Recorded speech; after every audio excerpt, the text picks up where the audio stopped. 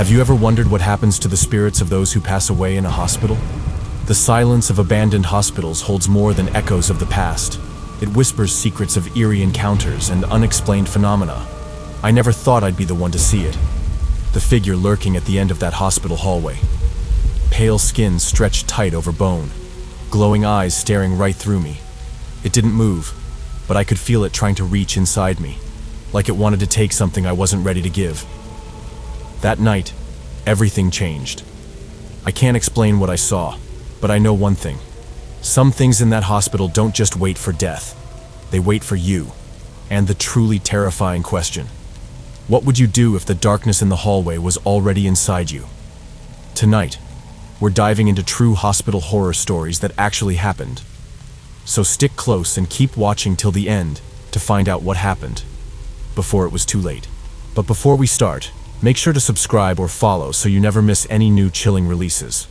If you're enjoying the content, hit like, drop a comment, and share this video. Let's see how many of you truly love this kind of episodes. Now here's your challenge. One of the stories you're about to hear might not be real. It could be completely made up, or maybe all of them are true. Watch till the end, try to spot the fake, and leave your guess in the comments. And as for last episode's fake story, it was story number 2. Thank you for being part of this journey with me. And now, let's dive into the darkness together.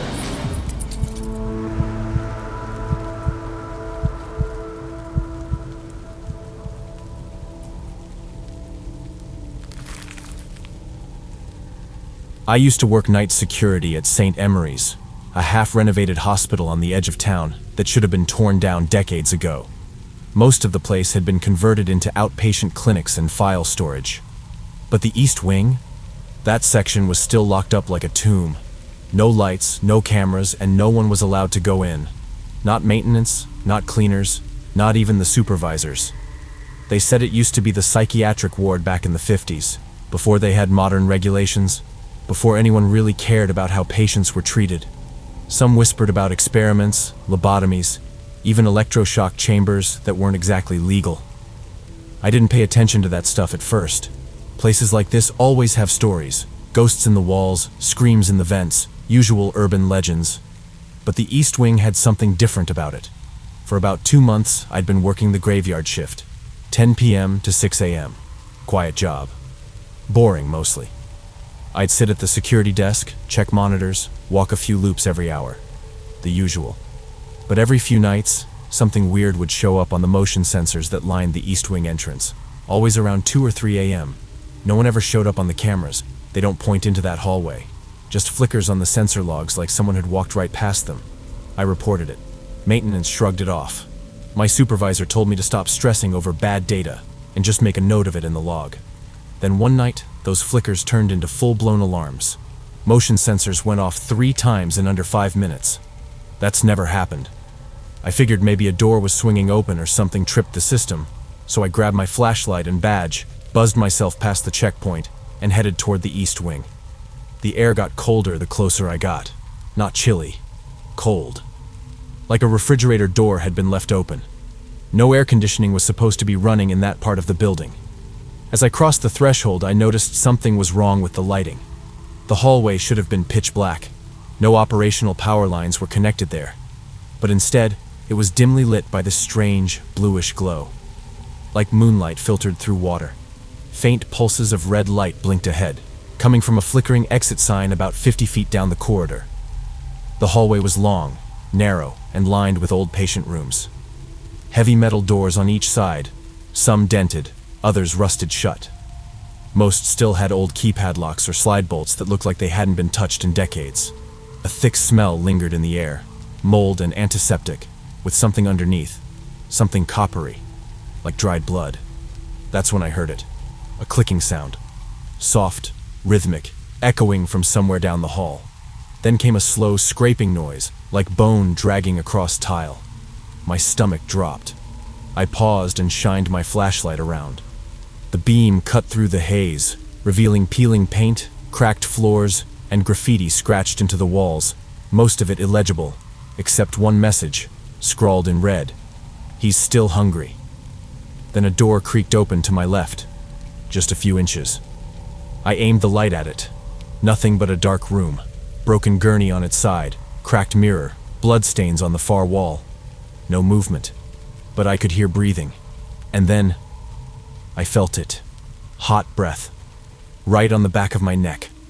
I turned. The flashlight slipped from my hand and hit the floor, its beam spinning wildly across the ceiling. And there, standing just at the edge of the shadows, was a figure. He was tall, disturbingly tall, maybe 7 feet, but hunched, so it was hard to tell. His skin was pale blue and stretched too tightly over his bones. Parts of his face were wrapped in filthy white bandages, revealing only a skeletal grin filled with jagged yellow teeth. His eyes glowed, deep, burning red like live coals. His mouth opened slowly, and I swear to God, a long forked tongue slithered out, curling toward the floor like a serpent. He didn't move fast. He didn't lunge. He just stepped forward slowly, twitching, like something barely holding itself together. My limbs wouldn't move. I was paralyzed, not by fear, but something else. Like the air itself had thickened. Every door in the hallway started groaning open. One by one they creaked ajar. Darkness beyond each one. No bodies, no faces, just this deep, crushing void in every room. And behind it all, that figure, still advancing, his red eyes locked on mine.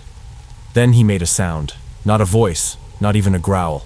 It was this low, static-filled hum that rattled my teeth, like a broken radio tuned to screams. My vision blurred. That snapped me out of it. I ran. I sprinted down the hallway, shoulder slamming into a doorframe hard enough to rip my uniform and draw blood. The emergency exit light flickered wildly overhead.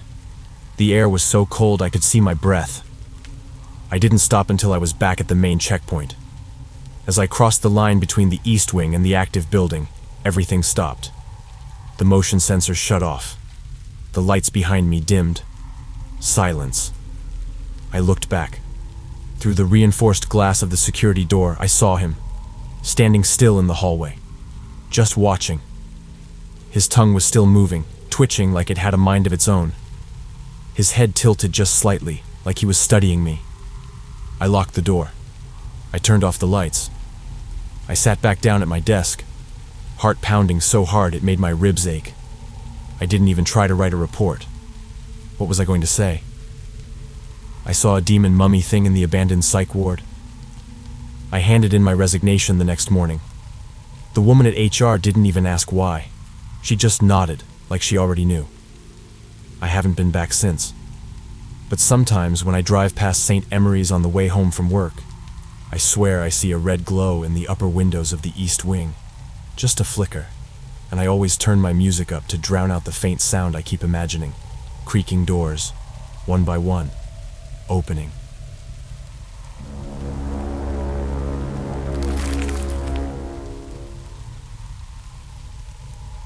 I work the night shift on the locked psychiatric unit at a large city hospital. It's where patients with severe dementia, advanced mental illness, and extreme behavioral issues end up. The ones nobody else wants to deal with. The ward is on the 3rd floor, far away from the bustling ER and general floors. At night, once the heavy steel security doors lock behind me, it's just me and the patients until morning. The unit itself has this oppressive, unnatural stillness. The fluorescent lights overhead flicker sporadically, casting long, wavering shadows down the narrow corridor. The walls, painted a dull institutional beige, seem to close in as the night deepens. The silence is punctuated only by the occasional beep from heart monitors and the distant hum of the hospital's HVAC system. No TVs, no radios, no background noise, just the sound of your own footsteps echoing off the linoleum floors. It's a place that feels like it's holding its breath. One night while making my rounds, I heard something that froze me in my tracks. A man's voice, clear, calm, and unmistakably human, called out from the dead end of the hall, "Hey, come over here." But the thing is, there were no male patients in that wing. The far end of the corridor was lined with rooms housing elderly women, most of whom were heavily medicated and asleep. There was no TV, no radio, no logical source for the voice. I stopped, heart pounding, and scanned the dim hallway with my flashlight. But there was nothing. Just the cold, empty rooms and the flickering lights. The chill that crawled down my spine wasn't just from the draft that swept the hall. When I mentioned it to a coworker the next day, she went unusually quiet. Then she told me something that made the hairs on my arms stand on end. Apparently, a male patient who had died months before used to call out exactly like that, from that same spot. The voice I'd heard was his. She described the timbre and tone perfectly. That's when the stories started to pour in. There was the woman we called the shusher. She was an old, bitter patient who'd snap at staff and other residents alike, ordering them to shut up or speak up, depending on her mood.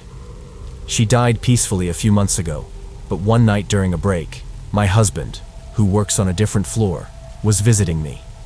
We were talking quietly in the hallway when a sharp, piercing shush cut through the silence. We spun around, but no one was there.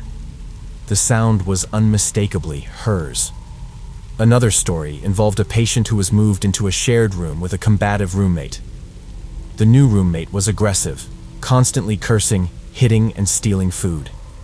Not long after the aggressive woman died, the other patient completely changed. The usually quiet woman became terrified to sleep in that room. She begged us to leave the lights on all night and refused to get into bed. When she finally did, she woke up screaming, as if chased by something unseen. One night, I found her in the hallway, shivering and clutching the wall for balance. Her eyes were wide with primal terror, her breath coming in short gasps. When I tried to guide her back, she fought me, desperate not to go back to that room. It was as if she'd seen something, or someone. No one else could. We eventually moved her, and the terror seemed to fade. This place has a reputation. There's a whispered theory that near the end of life, patients start seeing people no one else can. Dead family members, old friends, shadows of their past. When patients begin talking to these invisible visitors, it's usually a sign that death is close. I once saw a woman happily chatting away with empty air, telling a nurse, "It's my sister Jean, she's come to take me." Hours later, she was gone. Then there are the call bells. These aren't the kind that get pressed by accident. These are the emergency pulls that require a firm yank and don't turn off until someone resets them. Sometimes, in locked, empty rooms, the bells will clang loudly and insistently. The doors are locked, the room's empty, yet the bell keeps ringing until someone walks over and silences it. It usually happens shortly after someone dies, like a desperate last attempt at help before their spirit moves on. But the thing that truly chills me happens down the hall at the far end, where a non-English speaking patient lives. Some nights, she starts yelling, not random screams, but a full-blown conversation in Greek, her voice rising and falling like she's arguing or pleading with someone invisible. When I check on her, she immediately stops pretending to sleep. As soon as I leave, she resumes. Then the woman in the next room does the same. Then the next. One after another, all down the hall. And all of them whisper the same thing, over and over. "The man was in my room. The man is standing behind you. The man told me to." None of these women know each other, and none of them speak the same language, yet they all say the exact same phrases, like some sinister message is being passed from room to room. No one knows who this man is or what he wants. All we know is that he's here, lurking in the shadows, watching us from just beyond the door. And in a place where the living already battle their own demons. That's the scariest thing of all.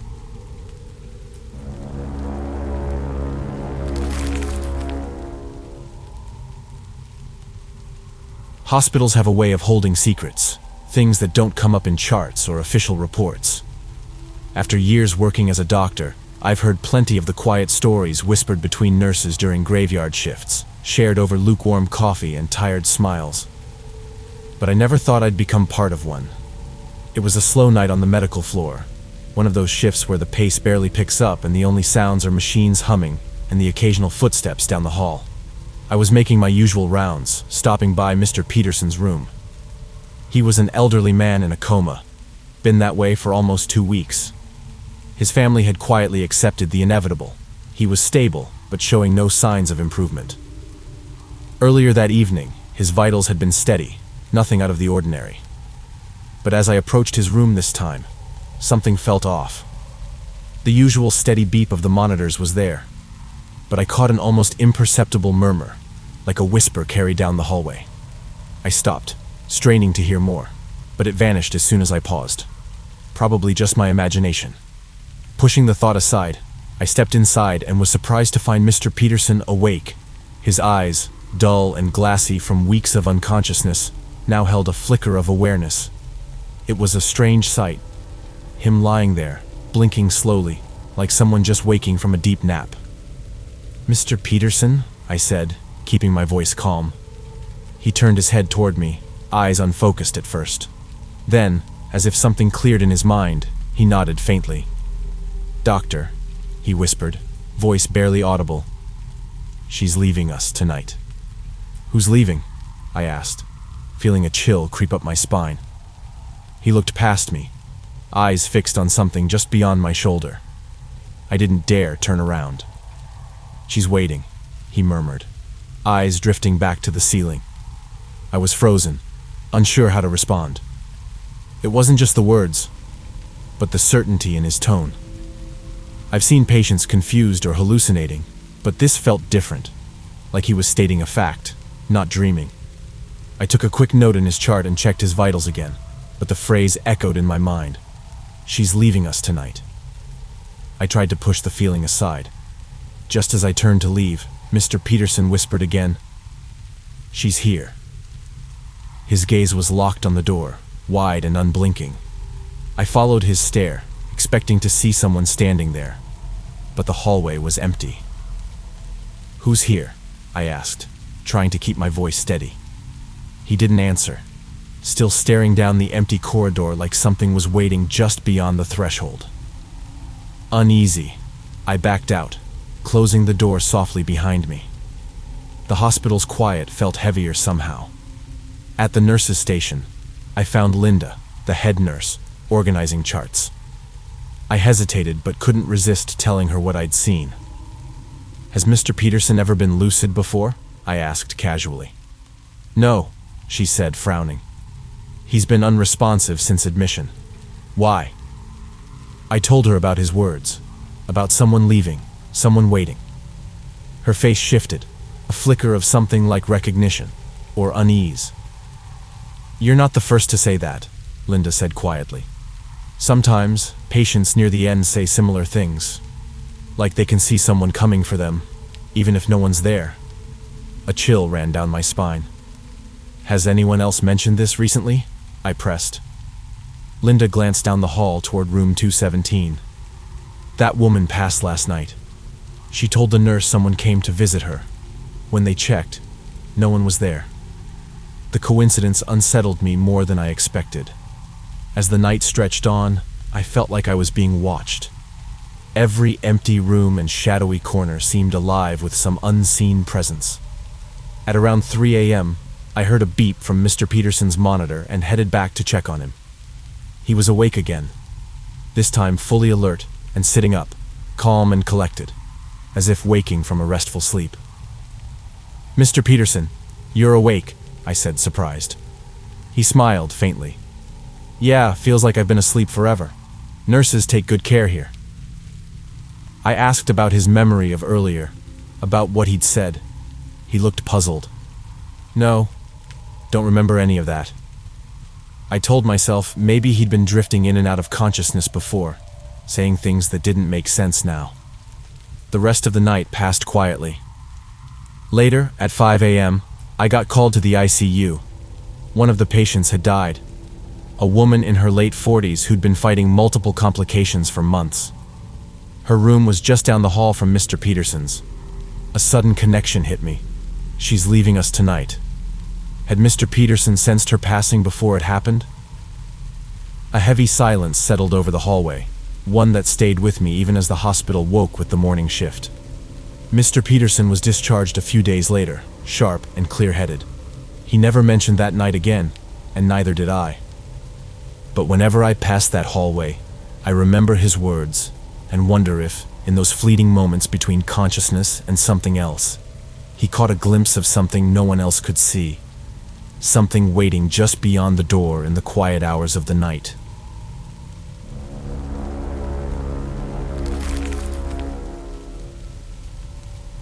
If you've made it to the end of this video, let me know in the comments which story creeped you out the most, and if you could survive only one of them, which one would it be?